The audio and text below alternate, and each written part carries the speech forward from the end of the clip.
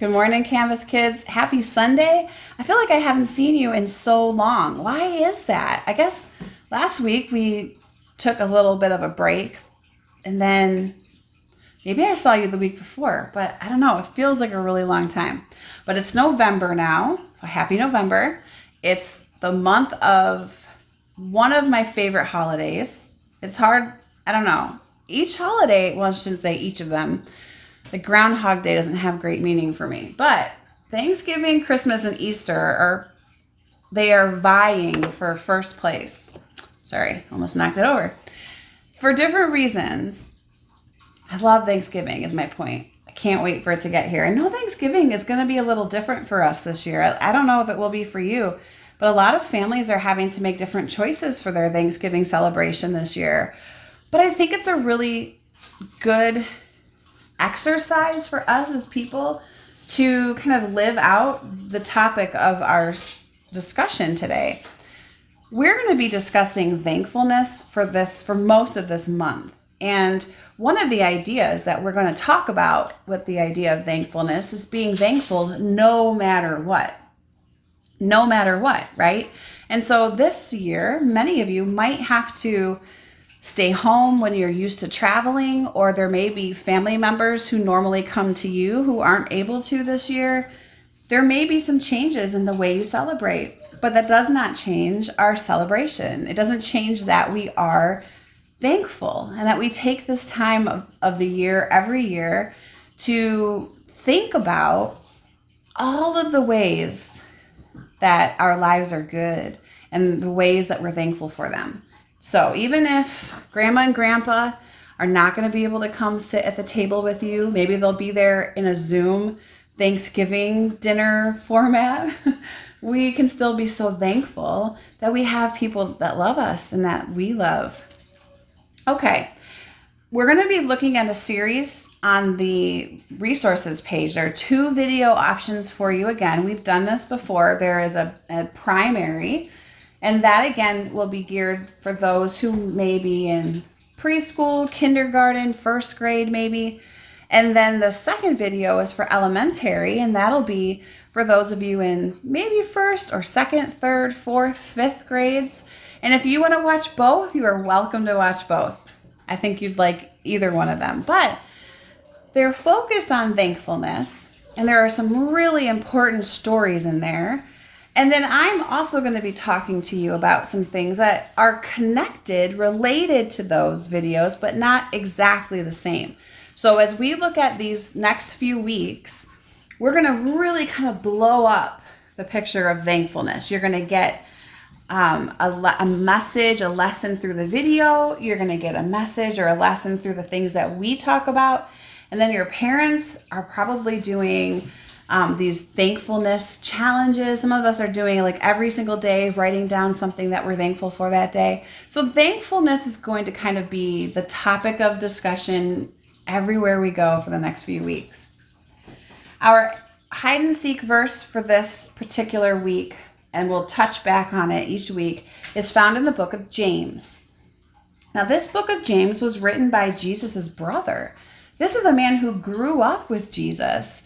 He saw Jesus when he was a preteen and then a teenager, and then right as he went off into ministry, I don't know, maybe they shared a bunk bed. I have no idea. Maybe James always wanted Jesus's extra dessert. I can't imagine what it would be like to be brothers with Jesus. One thing I do know about James is that when Jesus was alive and living and walking and miracling and meeting all these people's needs, James didn't really believe. It wasn't until later, after Christ's crucifixion and his resurrection, and then watching the aftermath of all that, that James finally came to believe who Jesus, his own brother, really was. And Jesus appeared to James. It's a beautiful moment that I just think shows such love for his brother, that he appeared to him after he had risen from the dead. And James went on to be a very important leader in Jerusalem. And he wrote this book, and this is one of my favorite books in the entire New Testament. So that's a little background on our author today. James wrote some things in here in the first chapter that as you start to really dig into God's word, these verses will become things that you memorize. They will be your hide and seek verses. You will hide them in your heart as you seek after God's face. One of them you may have already heard before, and that's our verse for this week. Chapter 1, verse 17. Every good and perfect gift is from above, coming down from the Father of the heavenly lights, who does not change like shifting shadows. So I love the imagery that James uses. He talks about God being the Father of heavenly light, and then he compares him to anything else that is shifting, that moves. It's uncertain, like shadows. You don't know exactly where they're going to be. You reach for the shadow and you can't really put your hand on it. It's not a real thing that you can hold on to. And that's really the truth about anything that isn't God.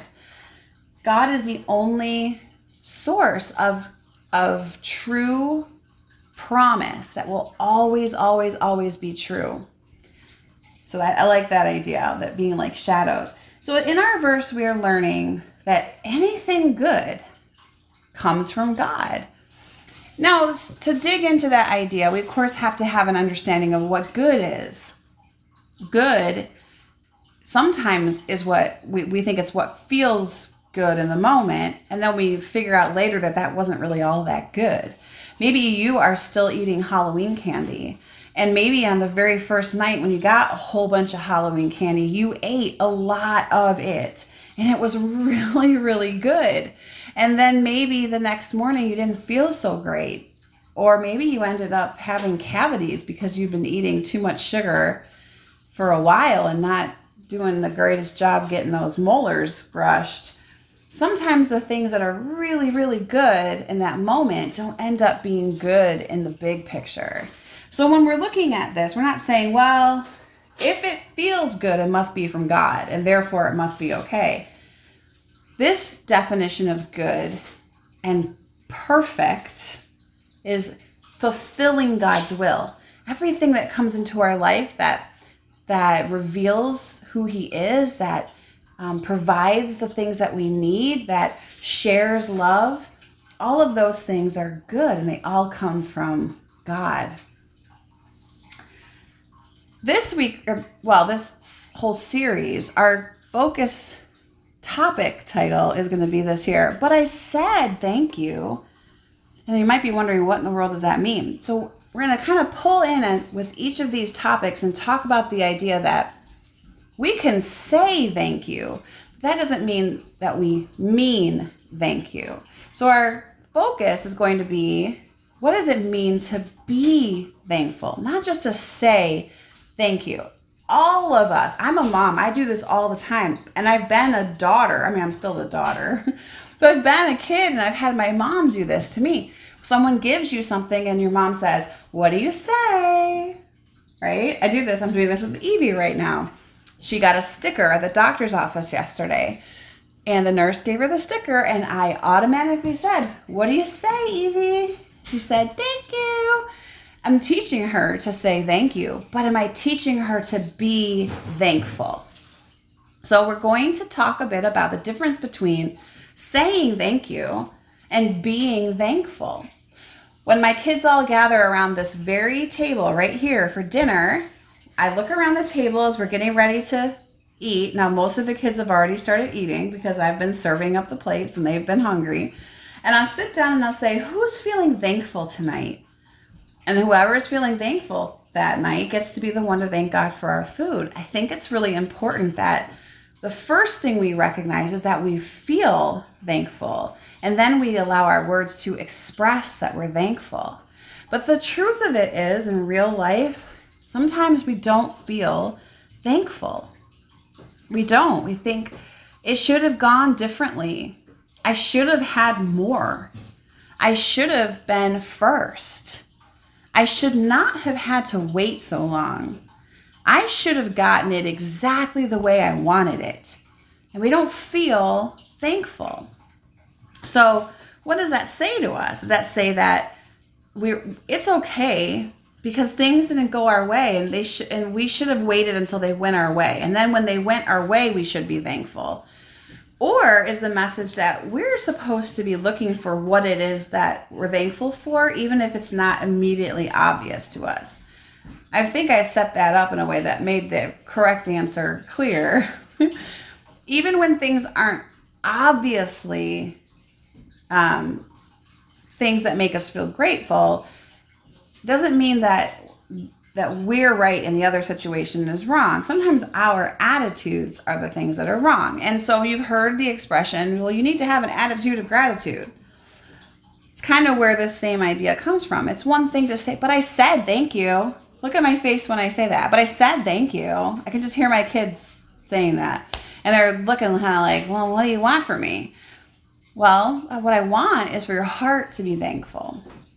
Some of the ways that we do that, we're going to be digging into each week, okay?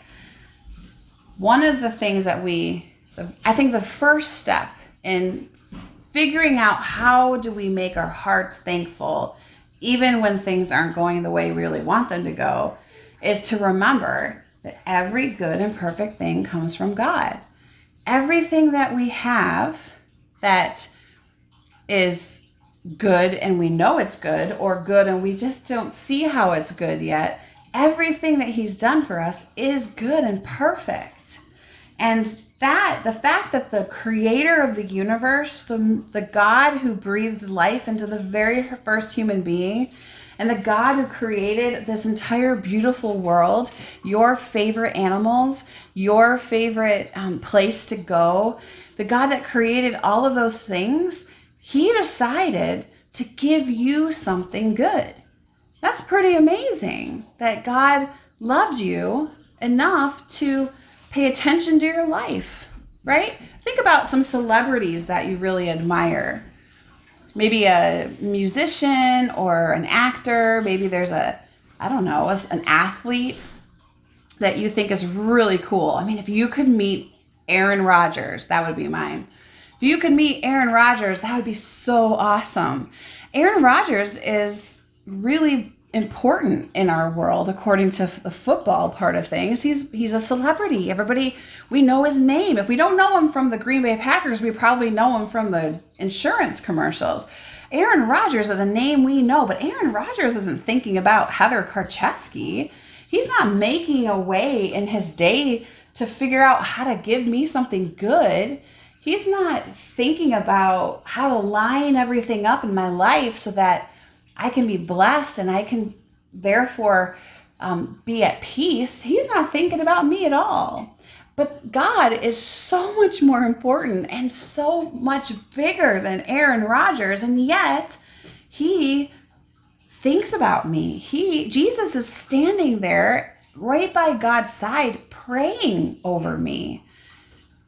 I think that is incredible. So even on a day when nothing seems to be going right, Evie's got a fever, JJ doesn't want to do Dreambox, Gabriel would rather be playing on the Switch, Tucker just can't seem to figure out his math, the dishes are piled up and I can't ever get to washing them, I've got too much laundry to fold, and I have to make dinner and I'm exhausted and I'm not feeling very thankful. I can remember that there's a God who is the most important thing to ever have existed, and he's thinking about me, and he's giving me something in my life that is good and perfect, and he is someone I can count on because he doesn't move and change like the shadows move and change. That can help my attitude adjust just a little bit. Now, it's not the only thing. We're going to talk for the next few weeks about all the different ways that we can make sure our hearts are thankful. Not just that we said, but I said thank you. Is my heart thankful? Okay. So that's where we're going to start this week, is remembering that every good thing I have came from God, and he did it on purpose. It wasn't just an accident. It worked out well for me. No, God intended good things for me. That can help adjust my attitude a little bit.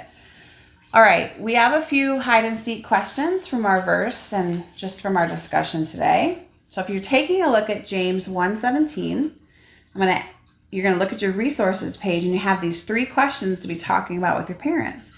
One of them is, if something is good, where does it come from? So, and as you talk about that with your parents, make sure you really unpack what good means, okay? I mean, I'd say, well, my chocolate chip cookies are really good, and I know they came from me. I made them. They came out of my oven. They came from my ingredients in the cabinet. So that didn't come from God. Well, yes, my chocolate chip cookies are really good. And God did provide the ingredients, and he did provide the brain that I have to create the recipe. But I also know that if I eat all those chocolate chip cookies, that's not going to be good. So I do have to think about what that word really means. Okay. The next hide and seek question, if something comes from God, what can we trust about it? If we know it came from God, then it must be what? That's what you're going to talk about with your family. And then finally, where does thankfulness begin? Okay.